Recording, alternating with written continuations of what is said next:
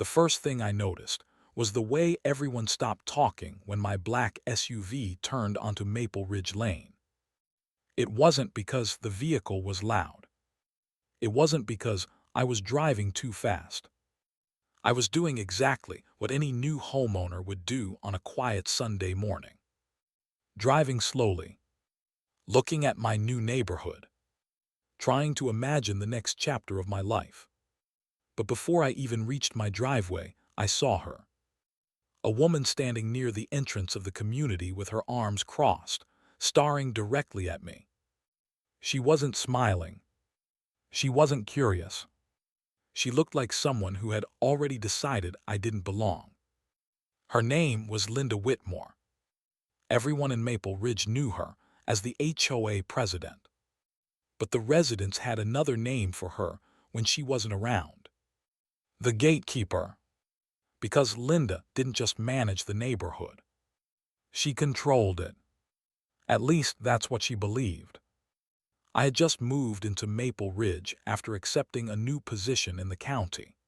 I wanted a quiet place where I could finally settle down after years of moving from one city to another. My previous job required constant travel, long hours, dangerous situations, responsibilities most people never saw. But now things were changing. I had a new home, a new community, and a new role that I planned to keep private until the official announcement. I wasn't looking for attention. I wasn't looking for special treatment. I just wanted peace. Unfortunately, Linda Whitmore had other plans. As I parked my black SUV in front of my house, I noticed her walking toward me. Slowly, confidently, like she owned the street. "Excuse me." Those were her first words. Not hello. Not welcome to the neighborhood. Just, "Excuse me." I stepped out of the vehicle. "Can I help you?" She looked at my SUV, then at me, then back at the SUV. "I need to ask you a few questions."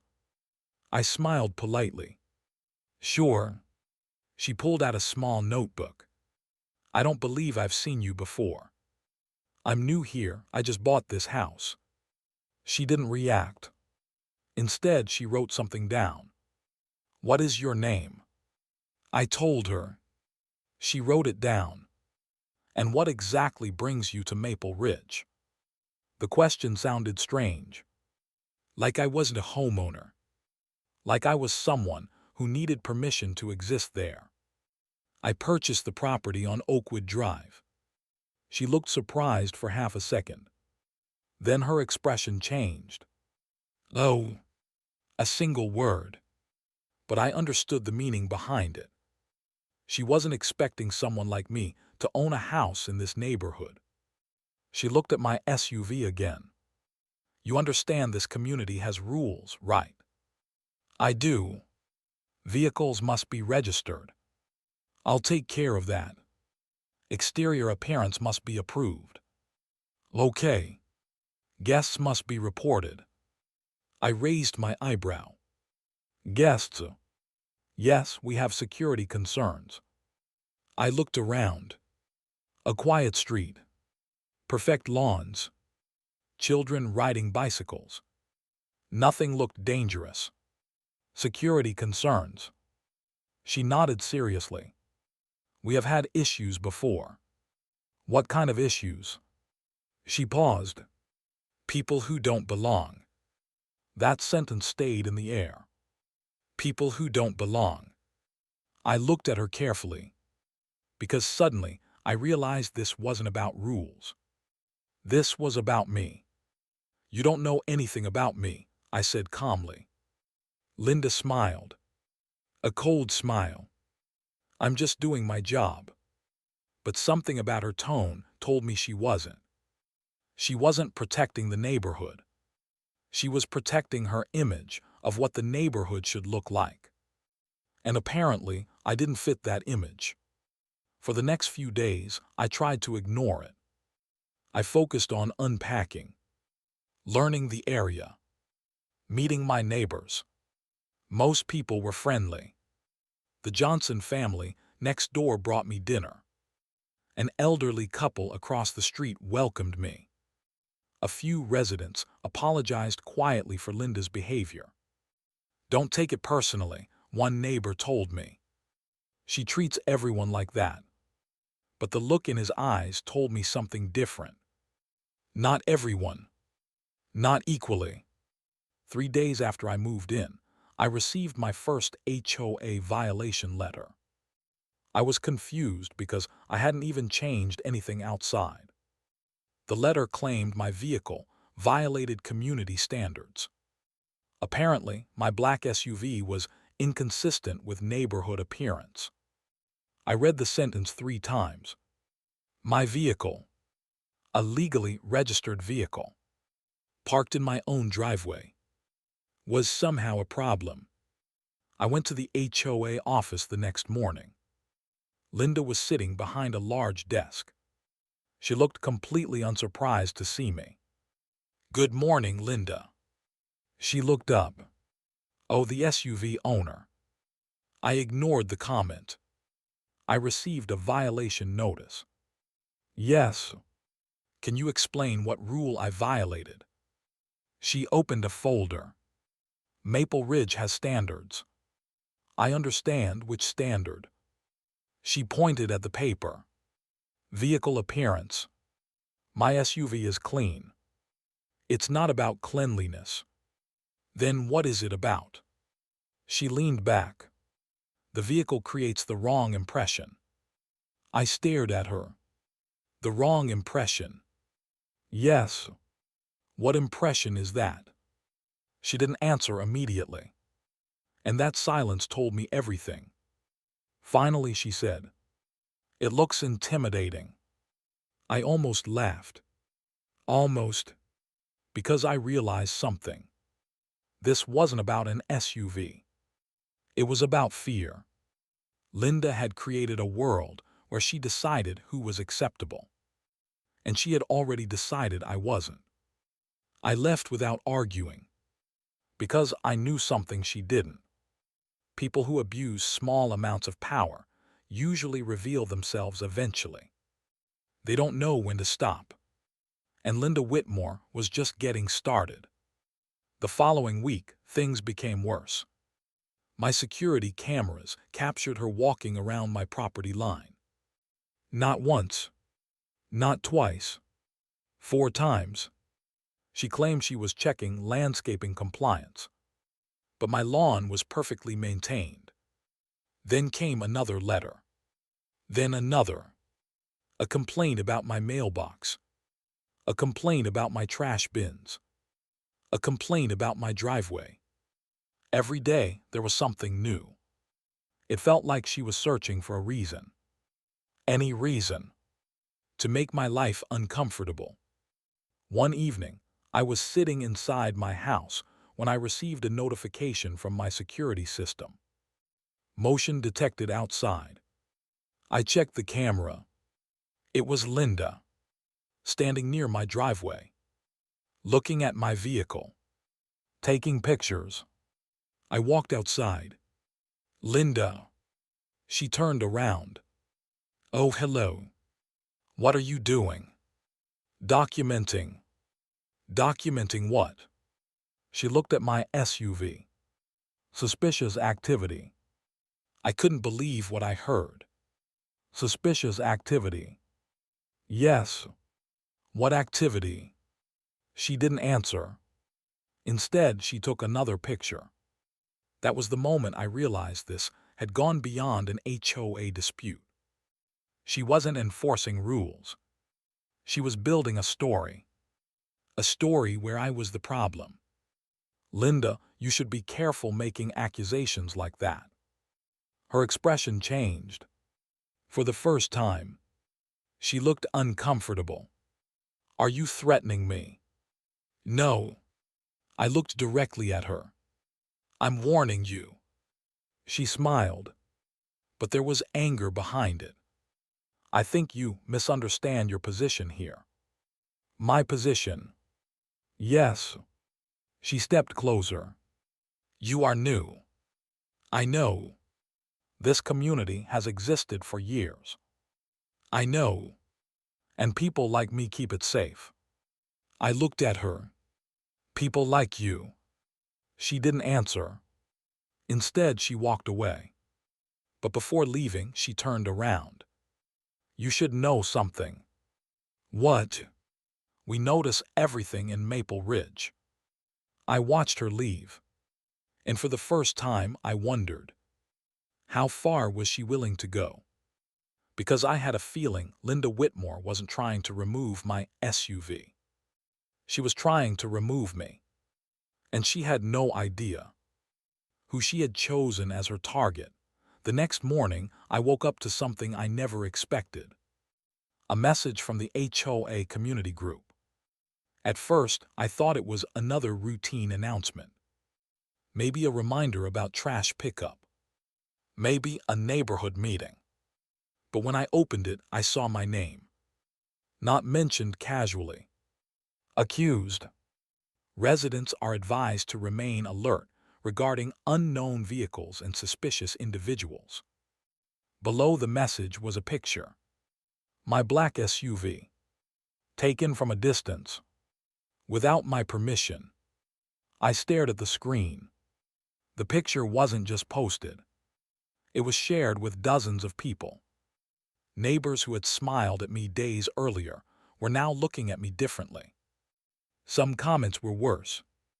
Has anyone verified who this person is? We need to be careful. I saw him moving around late at night. I don't recognize him. The strange part was, I hadn't done anything. I had gone to work. I had come home. I had minded my own business. But Linda had done something powerful. She had planted suspicion. And once suspicion enters a community, facts become harder to hear. I walked outside that afternoon and noticed the difference immediately. People who normally waved suddenly looked away. A neighbor who had invited me for coffee crossed the street when he saw me. The message had worked. Linda wasn't just creating paperwork. She was creating fear. Later that evening, I received another email. This time it wasn't from the HOA.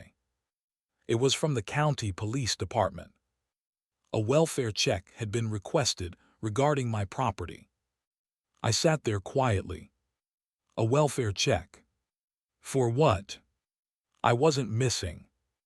I wasn't causing trouble. Someone had called authorities because they wanted to make me look suspicious. The next morning, 2 officers arrived at my door. I opened it calmly. Good morning, officers. One officer looked uncomfortable. The other held a small notebook. Sir, we received a call about unusual activity at this address. I nodded. From who? The officers exchanged a look. We can't disclose that right now. I understood. But I also understood something else. This wasn't random. They were responding because someone had created a situation. Can I ask what unusual activity means? The officer looked down. Reports of a person entering and leaving at odd hours. I almost smiled. Odd hours. I worked long shifts. Like many professionals. Officer, I can explain. Before I could continue, I heard another voice. Oh good, you're here. Linda. Standing behind them. She walked toward the officers like she was part of the investigation. I was very concerned. The officer looked at her. Ma'am, please allow us to handle this. But Linda continued. I just want everyone to be safe. There it was again. The phrase. Safety. The word people used when they wanted control. I looked at her. Linda, did you call them? She ignored me. I reported what I observed. What did you observe? She looked at the officers. Suspicious behavior. The officer turned toward me. Sir, can you provide identification? I reached into my wallet. I handed over my driver's license. The officer looked at it, then looked at me. Something changed. Not dramatically. Just enough. A small moment of confusion. He looked at the second officer, then back at the ID. Thank you, sir. I noticed Linda watching closely. She expected something. Maybe an argument. Maybe embarrassment. Maybe for me to panic. Instead, I stayed calm. The officers left after a few minutes. But Linda remained. You seem very comfortable with police. I looked at her. Shouldn't everyone be? She smiled. Not everyone has nothing to hide. I said nothing, because I knew something she didn't. The truth doesn't need to scream. It waits. And Linda was getting closer to discovering exactly who she had been targeting. Over the next 2 weeks, Linda increased her pressure. She sent violation notices faster than the mail could arrive. One claimed my window tint was against HOA rules. Another claimed my vehicle was parked incorrectly. Another claimed my outdoor lights were too bright. Every complaint was designed to make me tired, to make me leave. But I stayed, because leaving would mean she won. One evening, I attended the HOA meeting. I wanted everyone to hear my side. The room became quiet when I entered. Linda was already sitting at the front. She looked confident. Too confident. Thank you all for coming, she said. Then she looked directly at me. Tonight we need to discuss a serious concern. I sat down. She started showing pictures. My SUV. My house. My driveway. She created a presentation about me. A complete stranger. A person she barely knew. I believe we have a responsibility to protect Maple Ridge. Several people nodded. She continued. We cannot ignore warning signs. I raised my hand. She looked annoyed. Yes. Can I ask what warning signs? She smiled. Your behavior. My behavior. Your secrecy. A few people looked at me. Your vehicle. She clicked another picture. Your refusal to cooperate. I laughed quietly. Refusal. I answered every question you asked. You challenged my authority. The room became silent. And there it was. The real reason. Not safety. Not rules. Authority. Linda didn't want respect. She wanted obedience. I stood up. Everyone here should understand something. Linda interrupted. This isn't the place for a personal defense speech. No. I looked around the room. This is exactly the place. Some residents looked uncomfortable. I continued. I moved here expecting a community. What I found was someone trying to decide who belongs. Linda's face tightened. You are making accusations. No. I looked at her. I'm describing behavior. For the first time, she looked angry. The meeting ended without a decision. But I knew this wasn't over. Because people like Linda don't accept losing control. They look for bigger weapons. And her next weapon was the police. 3 days later, I was sitting in my office when my phone rang. Unknown number. I answered. Hello. A woman's voice said. Is this the owner of the black SUV on Oakwood Drive? I paused. Who was asking? The voice replied. This is the county dispatch center. My expression changed. Why? A long pause. Then, sir, officers have been dispatched to your residence. Why? Another pause. Then the words I knew were coming. We received a report of a suspicious individual with a vehicle matching your description. I closed my eyes, because now I understood.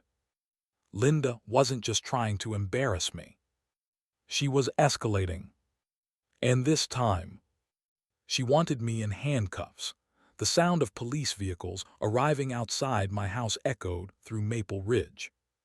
Lights flashed against the windows. Neighbors slowly stepped outside. Curtains moved.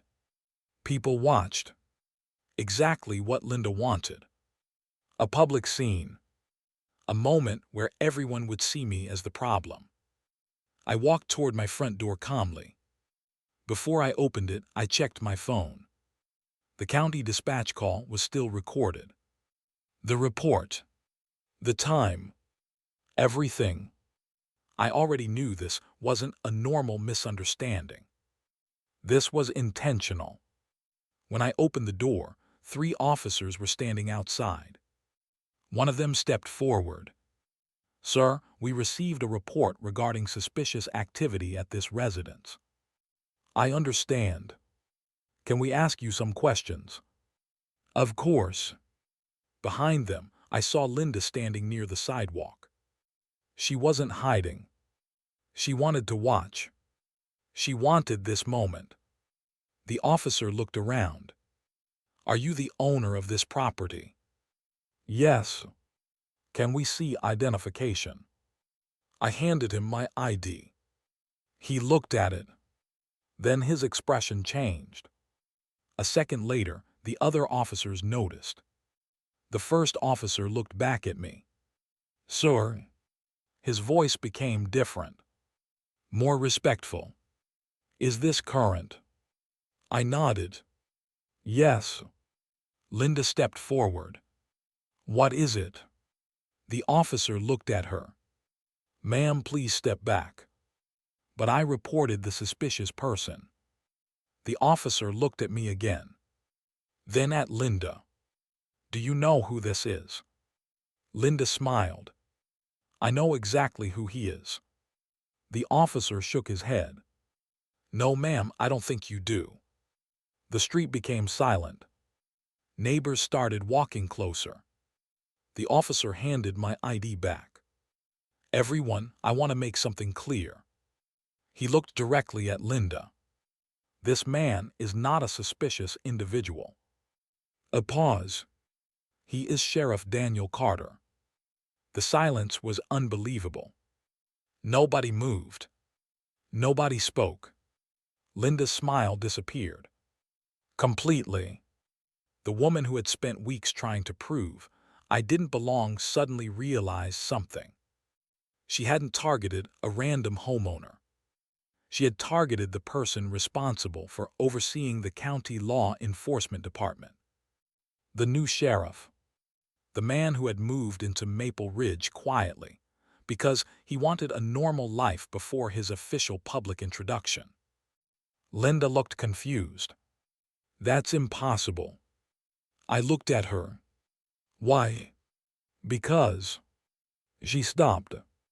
Because she couldn't say the real reason. Because she had already shown everyone. The officer continued. "Sheriff Carter officially begins his position next month. The announcement was scheduled for next week." The neighbors looked at each other. Everything changed. The same people who had avoided me now looked embarrassed. Linda looked around, searching for support.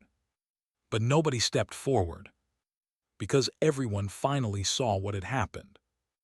A woman with a little authority had tried to destroy someone's reputation. And she almost succeeded. Almost. Linda recovered quickly. "I didn't know." I looked at her. "That's the problem." She frowned. "What?" "You didn't know who I was." I stepped closer. "But you decided what I was." The street became quiet. "You saw my vehicle. You saw that I was new. You saw that I didn't fit your expectation. And you created a story. Linda crossed her arms. I was protecting the neighborhood. No. I shook my head. You were protecting your control over it. Nobody said anything, because everyone knew it was true. But I wasn't finished. The next morning, I requested a complete review of HOA complaints and police calls connected to Maple Ridge. Not because I was angry, because I had a responsibility. What we discovered shocked everyone. Linda had been using HOA complaints to pressure certain residents for years. Residents who questioned her decisions received violations. Residents who challenged her authority were labeled difficult. Some people had even moved away because they believed they were constantly being targeted. The pattern was clear. This wasn't one incident. It was a system built around fear. When the investigation findings were presented at the next community meeting, Linda arrived confident. She still believed she could talk her way out. She had done it for years. But this time was different. The entire neighborhood was watching. I placed the documents on the table. These are records of repeated complaints, false reports, and misuse of HOA authority. Linda immediately interrupted. This is harassment. I looked at her. No. I calmly replied. This is accountability. The room stayed silent. One by one, residents started speaking. The elderly couple from across the street. The family next door. People who had stayed quiet because they didn't want trouble. They finally told their stories. I was afraid to speak. She threatened fines. She made us feel like we didn't belong. Every story added another piece. Linda's power was disappearing. Not because someone took it. Because people stopped being afraid. A few weeks later, Linda resigned from the HOA position. Some people thought I would celebrate, that I would enjoy seeing her lose. But revenge wasn't about humiliating her. The real victory was making sure nobody else experienced what I did. On the day she left Maple Ridge, I saw her loading boxes into her car. She looked different. Not powerful. Not confident. Just quiet. As she closed her trunk, she looked at me. I still think you embarrassed me. I looked at her. No, Linda. I revealed what you were doing. She looked away.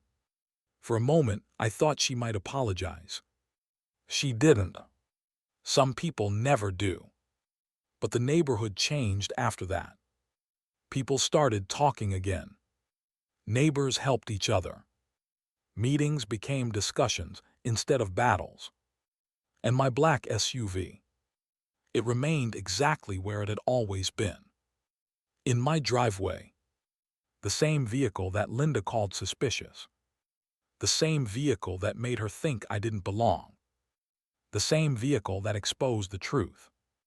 Months later, when I officially became county sheriff, the entire community attended the ceremony. Linda wasn't there, but many Maple Ridge residents were. And one neighbor said something I never forgot. You know what the strangest part is? What? We thought you were the person we needed to be afraid of. I smiled. But you were never the threat. I looked across the crowd. The real danger is when someone gets a little power and believes it gives them the right to judge everyone else. That was the lesson Linda learned. Not from a punishment, not from losing a title, but from seeing the truth finally win. She thought she was calling the police on a stranger. She thought she was protecting her neighborhood from an outsider. She thought she was the one in control. But she never realized the man she was trying to remove from the community was the person who had the power to protect everyone in it. And that was the moment Maple Ridge learned something important. Respect isn't earned through control. Authority isn't proven through fear. And sometimes, the person everyone underestimates is the person who is watching everything all along.